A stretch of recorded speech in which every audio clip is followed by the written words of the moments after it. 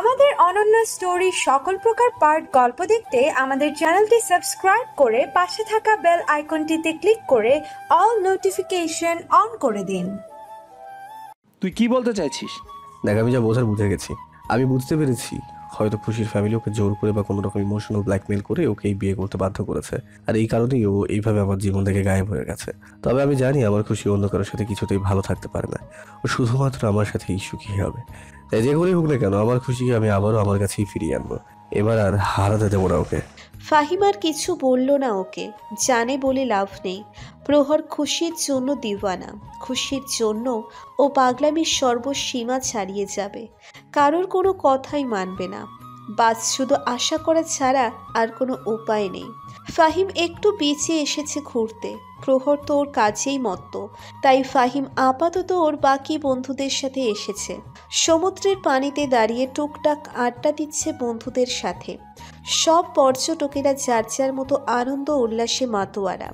কেউ পরিবারের সাথে, কেউ বন্ধু বান্ধবদের সাথে, আবার কেউ বা এসেছে তাদের নববিবাহিত জীবনের কিছু সুন্দর মুহূর্ত গড়তে। এমনই এক ফ্রেন্ড সার্কেল ফাহিমদেরকে কিছুটা দূরে আড্ডা দিচ্ছে। সবাই মিলে হই হুল্লোড়ে মেতে উঠেছে। তবে ওদের মাঝে একটা মেয়ে ওর নজর আকৃষ্ট করেছে। না, মেয়েটার রূপের সৌন্দর্যে আকৃষ্ট হয়নি ফাহিম, যদিও মেয়েটা যথেষ্ট সুন্দর। তবে ফাহিমের কৌতূহলের কারণ হলো মেয়েটিকে কেন যেন ওর চেনা চেনা মনে হচ্ছে। কোথায় যেন দেখেছে ও মেয়েটাকে। ফাহিম ব্রেনের হার্ড ডিস্কে সার্চ মারল, মেয়েটাকে কোথায় দেখেছে সেটা মনে করার চেষ্টা করছে। অতঃপর সফল হলো তার প্রচেষ্টায়। মনে পড়ল কোথায় দেখেছে সে মেয়েটাকে, আর মনে পড়তেই ভ্রু কুঁচকে এলো ফাহিমের। এই মেয়ে এখানে এভাবে? ফ্ল্যাশব্যাক, মাসখানেক আগের কথা। ফাহিম ওর মায়ের অনেক জোরাচুরিতে বিয়ের জন্য অনিচ্ছা সত্ত্বেও একটা মেয়ের সাথে রেস্টুরেন্টে দেখা করতে যায়। রেস্টুরেন্টে গিয়ে টেবিল বুক করে বসে মেয়েটার জন্য অপেক্ষা করতে থাকে। 5 মিনিট একটা মেয়ে সেখানে আসে। ফাহিম মেয়েটাকে দেখে একটু বিভ্রান্ত চোখে তাকায়। মেয়েটা কেমন পুরনো দিনের মতো ঢিলা ঢালা সালোয়ার কামিজ পরেছে, চোখে ইয়া বড় বড় মোটা ফ্রেমের চশমা। চশমার পাওয়ার তো মনে হচ্ছে সর্বনিম্ন মাত্রায়। চুলগুলো মনে হচ্ছে তেলের মধ্যে ডুবিয়ে এনেছে। মেয়েটা তার বাধাই করা দাঁতগুলো বের করে বলল, জি, আমি তিশা। ফাহিম নিজেকে একটু সামলে নিয়ে বলল, ও হ্যাঁ হ্যাঁ, আমি ফাহিম, বসুন না প্লিজ। তিশা ফাহিমের মুখোমুখি চেয়ার টান দিয়ে বসে লাজুক ভঙ্গিতে নিচের দিকে তাকিয়ে রইল। ফাহিম একটু স্বাভাবিক হওয়ার জন্য বলে উঠল, আপনি কি খাবেন, চা না কফি? তিশা কিছু না বলে ওভাবেই বসে আছে। ফাহিম আবারও বলে উঠল, বলেছিলাম যে আপনি কি কিছু অর্ডার দিবেন? তিশা তখন বলে উঠল, কি বললেন? আর একটু জুড়ে বলুন না, আসলে আমি কানে কম শুনি তো, আগে তো একদমই শুনতে পেতাম না। এই তো কিছুদিন আগে অপারেশন হয়েছে, তাই এখন একটু শুনতে পাই। বেচারা ফাহিম হত বিহ্বল হয়ে গেল। ওর মা কি দেশে আর কোনো মেয়ে খুঁজে পায়নি? শেষমেশ কিনা এই মেয়ে। তবুও নিজের মনোভাব কোনো রকমে দমিয়ে নিয়ে একটু উচ্চস্বরে বলল, আমি বলছিলাম আপনি কি খাবেন? জি ধন্যবাদ, আমি এখন কিছু খাবো না। আসলে আমার আবার গ্যাসের সমস্যা আছে, একটুখানি গড়বড় হলেই বোম ব্লাস্ট শুরু হয়ে যাবে। তাই মা বলেছে আমি এবার যেন কিছু না খাই, না হলে গত 89 নাম্বার ছেলেটার মতো আপনিও ব্লাস্টেড উড়ে যাবেন। বেচারা ফাহিম সেদিন কোমায় চলে যেতে রক্ষা হয়েছিল। বাসায় গিয়ে সেদিন ওর মায়ের সাথে অনেক রাগ দেখিয়ে ওই বিয়েতে মানা করে দেয়। কিন্তু আজকের এই তিশা তো অন্যই একজন মনে হচ্ছে। সেদিনের সেই তিশার সাথে কোনো মিল নেই এই মেয়ের। এই মেয়ে তো একেবারে মডার্ন মেয়েদের মতো জিন্স প্যান্ট টপস পরা, চোখে নেই কোনো চশমার বালাই, চুলগুলো এখন বাতাসে দোল খাচ্ছে। কাহিনী কি? এটা কি সত্যিই তিশা নাকি ওর কোনো যমজ বোন? বিষয়টা খতিয়ে দেখার কৌতূহল দমিয়ে রাখতে না পেরে ফাহিম মেয়েটার দিকে এগিয়ে গেল। মেয়েগুলোর কাছাকাছি যেতেই ওদের কথোপকথন কানে এলো ফাহিমের। তিশার এক বান্ধবী বলছে, ওয়াও ইয়ার, কত মজা হচ্ছে, আমার তো এখান থেকে যেতেই ইচ্ছে করছে না। সব তোর জন্য হয়েছে তিশা, থ্যাঙ্কস ইয়ার। তিশার টাকায় ফাহিম শিওর হলো এই মেয়েটি তাহলে তিশা। এবার তিশা বলে উঠল, মেনশন নট দোস্ত। আরে আমিও তো এই ফ্রেমড লাইফ চাই, তাই তো কোনো বন্ধনে আবদ্ধ হই না। দেখিস না বাবা মার আনা ছেলেগুলোকে কিভাবে ভাগাই, আমও খাই লাঠিও ভাঙে না। এমন নাটক করি যে ছেলেগুলো নিজে থেকেই বিয়েতে মানা করে দেয়, আর মাঝখানে আমি দুখিয়ারি সব সিম্প্যাথি পেয়ে যায়। আর আমার মন ভালো করার জন্য বাবা আমাকে ট্রিপে পাঠিয়ে দেয়। এটা হলো দিশার ক্যালমা। পেছন থেকে সব শুনে ফাহিম হতভম্ব হয়ে গেল। মানে এই মেয়েটা ওকে এভাবে উল্লু বানিয়ে দিয়েছে? একে তো আমি মজা দেখাচ্ছি। অনেক শখ না দুখিয়ারি সাজার? এবার দেখাবো আমার ক্যালমা। ফাহিম বাঁকা হেসে মাথায় কিছু শয়তানি বুদ্ধি আঁটতে লাগলো। রাত ৮টা, জানুয়ারি মাসের প্রথম দিন আজ। তীব্র শীত চারিদিকে, হিমশীতল বাতাসে শরীর যেন জমে যাওয়ার উপক্রম। রুমের ভিতর বসে বসে ভালো লাগছিল না খুশির, তাই গায়ে একটা চাদর জড়িয়ে হাঁটতে হাঁটতে বাইরের দিকে এলো। বাইরে এসে দেখলো রিসোর্টের খোলা জায়গায় অনেক ছেলে মেয়ে আগুন জ্বালিয়ে বসে আড্ডা দিচ্ছে। কেউ আবার গিটার বাজিয়ে গান ধরেছে। বিষয়টা খুশির ভালোই লাগলো। খুশিও এগিয়ে গিয়ে ওদের মাঝে বসলো। সবার সাথে টুকটাক কথা বলতে লাগলো। কিছু সময় অতিবাহিত হওয়ার পর ওখানে প্রহরও এসে উপস্থিত হলো। সেও ওখানে বসে খুশিকেই অবলোকন করতে লাগলো। প্রহরকে দেখে খুশি একবার উঠে যেতে চাইলো, আবার ভাবলো এভাবে উঠে গেলে হয়তো আরও রেগে যেতে পারে প্রহর, তখন সবার সামনে উল্টোপাল্টা কোনো কিছু করে বসবে। অগত্যা ওভাবেই বসে রইল খুশি। প্রহরের নজর খুশিতেই আবদ্ধ। আগুনের প্রজ্বলিত আলোয় খুশির মায়াবী মুখখানা জ্বলজ্বল করছে। যে আলোয় মোহময় হচ্ছে প্রহরের মন বাগান। খুব ইচ্ছে করছে পাগলিটাকে বুকের মাঝে নিয়ে এ বুকের দহন মেটাতে, সমুদ্র কিনারে তাকে নিয়ে চন্দ্র বিলাস করতে, কিন্তু শত ইচ্ছে থাকা সত্ত্বেও পারছে না তা করতে। কেন এত বাধা বিঘ্নতা ওদের মাঝে? হঠাৎ পাশের একটা ছেলের কথাই ভাবনায় ছেদ পড়ল প্রহরের। এখানকার অনেকেই প্রহরকে চেনে। তাদের মাঝে একটা ছেলে প্রহরের দিকে গিটার এগিয়ে দিয়ে বলল, ভাই একটা গান শোনান না, আমাদের সবার রিকোয়েস্টে প্লিজ। প্রহর একবার খুশির দিকে তাকালো, তারপর গিটারটা হাতে তুলে নিল। খুশির পানে দৃষ্টি রেখে তাদের ভালোবাসাময় মধুর স্মৃতিগুলো মন করে গেয়ে উঠল।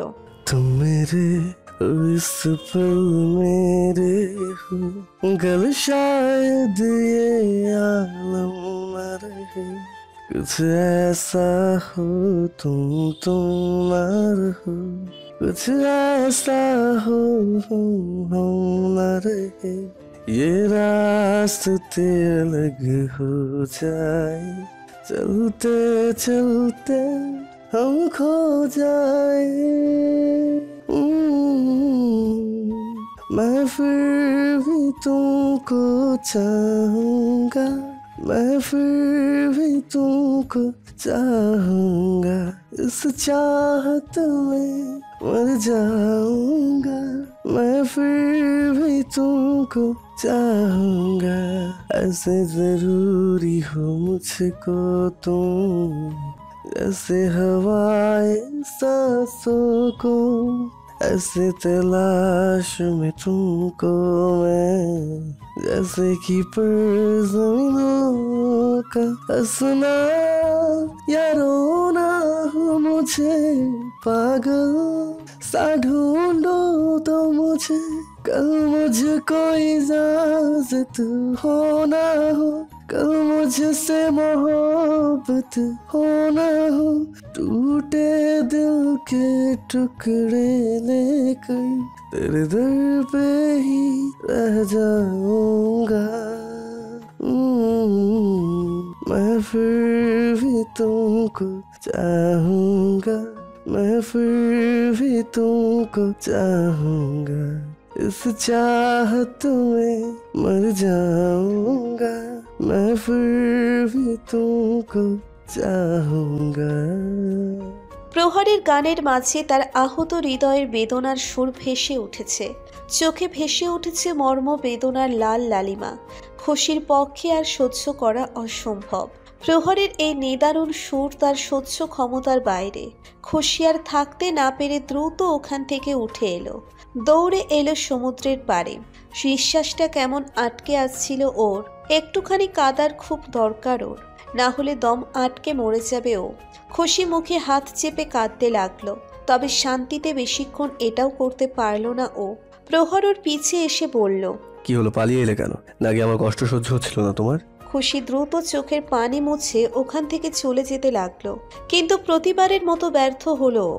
প্রহর খুশির হাত ধরে আটকে দিয়ে পেছন থেকে জড়িয়ে ধরে বলল, কি হলো বলো না, কেন চলে এলে? নাকি আমার মুখোমুখি করার ক্ষমতা অর্জন করতে পারছো না? আমি জানি তুমি যাই বলো না কেন আমার কষ্ট তুমি আজও সইতে পারো না, তাই না? বলো, তাহলে কেন দূরে থাকছো, কেন কষ্ট দিচ্ছ আমাকে?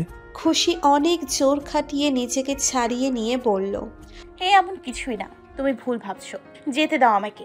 প্রহর আবারও খুশিকে নিজের সাথে আটকে নিয়ে কপালে কপাল ঠেকিয়ে অবুঝের মতো করে বলতে লাগলো, না, ছাড়বো না, কিছুতেই ছাড়বো না আমি। খুশি ক্লান্ত হয়ে বলল, এমন কেন করছো প্রহর? তুমি তো অনেক আদর্শ আর নীতিবান ছেলে ছিলে, তাহলে এখন কি হয়েছে তোমার? এমন অশোভনীয় আচরণ কেন করছো? প্রহর ক্ষোভের সুরে বলল, কি লাভ হলো এত ভালো মানুষ হবার প্রতিদান স্বরূপ তোমাকে হারালাম। তার চেয়ে তো আমিও তোমার মতো বেপরোয়া হলেই ভালো হতো। নিজেকে সংযত না রেখে তোমাকে যদি একান্ত নিজের করে নিতাম, তাহলে হয়তো আজ তুমি আমার কাছেই থাকতে। তাই এখন যদি তোমাকে ফিরে পেতে আমাকে জঘন্য খারাপও হতে হয় না, তবুও আমি হব। খুশি চমকে উঠে বলল, ফিরে পেতে মানে কি বলছো এসব? দেখো, তুমি কিন্তু বলেছিলে তুমি যদি আমাকে শাস্তি দিতে চাও তাই এখানে আটকে রেখেছো, তাহলে এই ফিরে পাবার কথা কোথা থেকে আসছে? প্রহর তিরস্কারমূলক হাসি দিয়ে বলল, শাস্তি? কিসের শাস্তি? যার নামে আমার প্রতিটা নিঃশ্বাস চলে তাকে কি শাস্তি দেব আমি? এই অন্তর্দেশ জুড়ে যার পদচারণ, তাকে কি শাস্তি দেব? যার দর্শন বিনা মরেও শান্তি পাবো না, তাকে কি শাস্তি দেব বলতে পারো? আরে শাস্তি তো আমি পাচ্ছি, তাও বিনা অপরাধে। দিন রাত প্রতিটি মুহূর্ত পুরো পুরো ছাই হচ্ছে। আমি আর পারছি না খুশি, প্লিজ ফিরে এসো আমার কাছে। আই প্রমিস আমি কখনো তোমাকে কোনো প্রশ্ন করবো না, কখনো তোমার কাছে কোনো কৈফিয়ত চাইবো না, বাট আমার শুধু তুমি চাই খুশি, শুধুই তুমি। কথাগুলো বলতে বলতে প্রহরের চোখ ভরে এলো। প্রহর ধীরে ধীরে হাঁটু ভেঙে নিচে বসে পড়ল। দুই হাতে শক্ত করে খুশির কোমর জড়িয়ে ধরে পেটে মাথা ঠেকিয়ে আকুতি ভরা কণ্ঠে বলতে লাগলো, please Khushi, I can't live without you, please come to me, please please please. খুশির বুকটা যে দুমড়ে মুচড়ে যাচ্ছে। কঠোর আত্মমর্যাদাপূর্ণ প্রহরের এই নিদারুণ অবস্থা খুশি কিছুতেই সহ্য করতে পারছে না।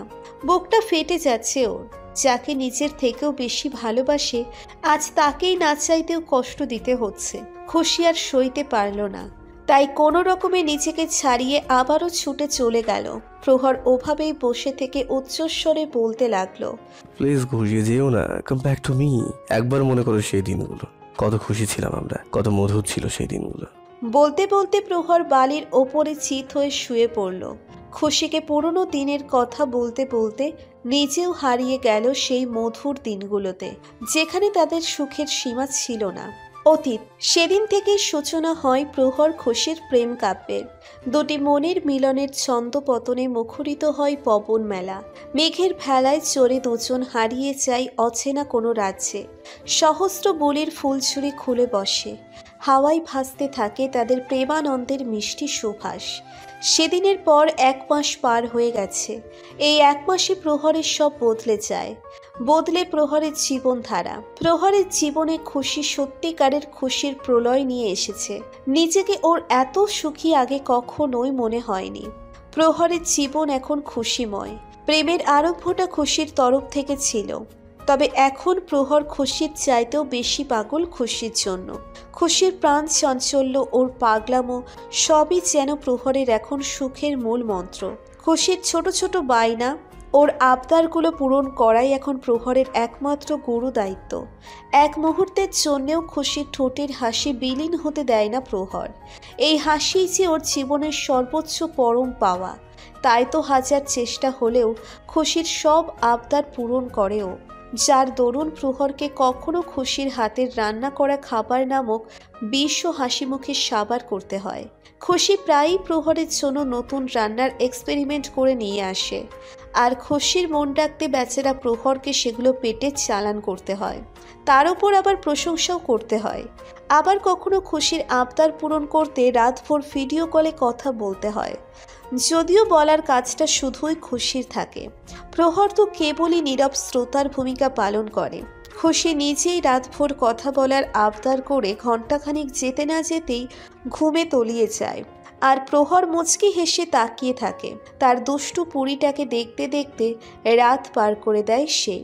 এভাবেই বহমান হতে থাকে ওদের প্রেমের ভেলা। প্রহরের জীবনের এই বদলানো রূপ জিদান সাহেবও খেয়াল করেছেন। তিনি লক্ষ্য করেছেন তার ছেলে এখন হাসি খুশি থাকা শুরু করেছে। তার বর্ণনা অনুযায়ী প্রহর এখন নর্মাল হতে শুরু করেছে। ব্যাপারটাই তিনি খুশি হচ্ছেন। তার ছেলের জীবনে যে কিছু একটা ঘটেছে তার আভাস পাচ্ছেন তিনি। তবে প্রহরকে এ ব্যাপারে কিছু জিজ্ঞেস করেনি। সময় হলে হয়তো প্রহর নিজেই বলবে। ছেলেটা যে জীবনে একটু সুখী হচ্ছে এটাই বড় কথা। আজ প্রহরের প্রেম নিবেদনের 1 মাস পূর্ণ হয়েছে, আর খুশি বায়না ধরেছে সে আজকের এই দিনটাকে মান্থলি অ্যানিভার্সারি হিসেবে পালন করবে। আজকে সে প্রহরের সাথে ফার্ম হাউসে গিয়ে এই দিনটাকে সেলিব্রেট করবে। যদিও প্রহরের এসব কিছু অহেতুক অর্থহীন মনে হয়, তবুও খুশির জেদের কাছে বরাবরই তাকে হার মানতে হয়। না হলে যে জনাবা অভিমান করে কথা বলা বন্ধ করে দেয়, যেটা প্রহরের পক্ষে এফোর্ড করা সম্ভব নয়। তা খুশির আদেশ অনুযায়ী গাড়ি নিয়ে ওদের বাসার সামনে এসে হাজির হয়েছে। একটু পরেই হাসি মুখে বেরিয়ে এলো খুশি। প্রহর চোখের সানগ্লাস খুলে সানগ্লাসের একটা হ্যান্ডেল দাঁতের মাঝে ধরে রেখে মুগ্ধ নয়নে তাকিয়ে রইল ওর মন ময়নার পানে। মেয়েটা এত কিউট কেন? ওর এই হাসি মুখখানা জাস্ট পাগল করে দেয় প্রহরকে। মন চাই শুধু সারাক্ষণ চোখের সামনে বসিয়ে রাখি আর দেখতে থাকি। খুশি হেলে তুলে এসে প্রহরের মুখের সামনে তুড়ি বাজিয়ে দুষ্টু হেসে বলল, জানি আমি একটু বেশি সুন্দর, তাই বলে এভাবে তাকিয়ে থাকতে হবে? আবার বুঝি শরম করে না? প্রহর এক ভ্রু উঁচিয়ে বলল, শরম? আর তোমার এটাও সম্ভব? আরে অসম্ভবের কি আছে, লজ্জা আমারও আছে। হ্যাঁ, কিন্তু আমি ওরে পাত্তা দিই না, সেটা আলাদা ব্যাপার। আমি আবার এসব অদরকারি জিনিসে পাত্তা দিই না। হয়েছে, এখন দয়া করে গাড়িতে উঠে বসুন। খুশি হেসে দিয়ে ফটাফট গাড়িতে উঠে বসলো। প্রহর মুচকি হেসে গাড়ি স্টার্ট দিল। গাড়ি চলছে আপন গতিতে, আর খুশিও মেতে উঠেছে তার নিজস্ব উদ্যমে। গাড়ির জানালা খুলে ইচ্ছে মতো বাতাসে চুল উড়াচ্ছে। মিউজিক সিস্টেমে সং প্লে করলো। গানের তালে তালে বসে থেকেই হাত আর মাথা নাড়িয়ে নাচতে লাগলো খুশি। প্রহরের সানগ্লাসটা নিচে পড়ে নিয়ে হাত ঘুরিয়ে ঘুরিয়ে ব্রেক ডান্স করতে লাগলো। প্রহর শুধু মুচকি হেসে খুশির কার্যকলাপ দেখছে। খুশি নিজে নাচতে নাচতে আবার প্রহরের হাতের উপর দিয়ে আঙ্গুল নাচাচ্ছে। এভাবেই খুশির প্রাণবন্ত আর উৎসাহের মাঝেই ওরা ফার্ম হাউস পৌঁছে গেল। গাড়ি থামাতেই খুশি ফটাফট নেমে দৌড়ালো। প্রহর একটা দীর্ঘশ্বাস ছেড়ে মাথা নেড়ে হাসলো। এই মেয়েটাকে নিয়ে আর পারা গেল না। এখানে আমার সাথে সময় কাটানোর কথা বলে আসে, অথচ এখানে এসে আমার কথা বেমালুম ভুলে যায়। ছুটে যাবে পশু পাখিগুলোর কাছে। যতক্ষণ থাকে পশু পাখি আর বাকি কর্মচারীদের সাথে আড্ডায় মেতে থাকে। আমি যেখানে আছি তার কোনো হুঁশই থাকে না ম্যাডামে। তাকে অনেক খুঁজে খুঁজে বের করতে হয়। আজও তার ব্যতিক্রম হলো না। খুশি এসেই মেতে উঠেছে সবার সাথে। এই কয়েক দিনেই এখানকার পশু পাখি আর কর্মচারীগুলোরও খুশির সাথে খুব ভাব হয়ে গেছে। খুশি আসলে তাদেরও অনেক ভালো লাগে। মেয়েটা সবাইকেই মাতিয়ে রাখে। খুশি আসতেই শ্যামি আর জনি দৌড়ে এলো খুশির কাছে। খুশিও হাসি মুখে তাদের গায়ে হাত বুলিয়ে বলল, কিরে জনি, সামি, কেমন আছিস তোরা? আমার কথা মনে পড়েছে তোদের? আর শ্যামি, তোর ক্যাটরিনার সাথে লাভ স্টোরি কেমন চলছে রে? হ্যাঁ, এখন তো ক্যাটরিনা একেবারে যুবতী হয়ে গেছে। দেখিস আবার অন্য ছেলে ছাগল আবার ওকে পটিয়ে না ফেললে। তাই তুই যত দ্রুত সম্ভব ওর বাবা মায়ের কাছে বিয়ের প্রস্তাব নিয়ে যা। শ্যামি লেজ নাড়িয়ে খুশির গা ঘেঁষে ঘেউ ঘেউ করল। খুশি তখন বলে উঠল, ও আচ্ছা, আমি তোর জন্য নিয়ে যাব তোর প্রস্তাব। আচ্ছা ঠিক আছে, চল আজই তোর বিয়ের প্রস্তাব নিয়ে যাব, আর আজই তোদের বিয়েও দিয়ে দিব। খুশি শ্যামির সাথে যেতে যেতে গাইতে লাগলো, বন্ধু তোর বারাত নিয়ে আমি যাব। খুশি ক্যাটরিনার মায়ের কাছে এসে বলল, শুনুন আন্টি, আমি আমার ভাই শ্যামির জন্য আপনার মেয়ের পা চাইছি। আমার ভাই লাখে একজন, নাম্বার 1 হ্যান্ডসাম বয়, সকল কুকুরনিদের ক্রাশ বয়। আপনার মেয়েকে অনেক সুখে রাখবে, সারা জীবন ঘাস আর ভুসিতে ভরিয়ে রাখবে, কখনো কোনো অসুবিধা হতেই দেবে না। আর 6 মাসের মাথায় আপনাকে নানি হওয়ার সুখ দেবে। তাই আর না ভেবে ফটাফট রাজি হয়ে যান। ক্যাটরিনার ম্যা ম্যা করে উঠল আর খুশি হাতে তালি বাজিয়ে বলল, বাহ বাহ, অনেক ভালো। তাহলে বিয়ে পাকা হয়ে গেল। আমরা এখনই ওদের বিয়ে দিব। আপনারা রেডি হয়ে যান, আমি বর বউকে সাজিয়ে নিয়ে আসছি। প্রহর খুশিকে অনেকক্ষণ ধরে না দেখতে পেয়ে ওকে খোঁজার জন্য বাইরে এলো। বাইরে এসে যা দেখলো তাতে বেচারার চোখ চড়ক গাছ হয়ে গেল। ফার্মের সামনে খোলা জায়গায় সব কর্মচারীরা গোল হয়ে বসে আছে, আর মাঝখানে বসে আছে দ্য গ্রেট খুশি রানী। ওর সামনেই শ্যামি আর খুশির সেই ক্যাটরিনা। শ্যামিকে বরের মতো আর ক্যাটরিনাকে বউয়ের মতো সাজিয়ে রেখেছে।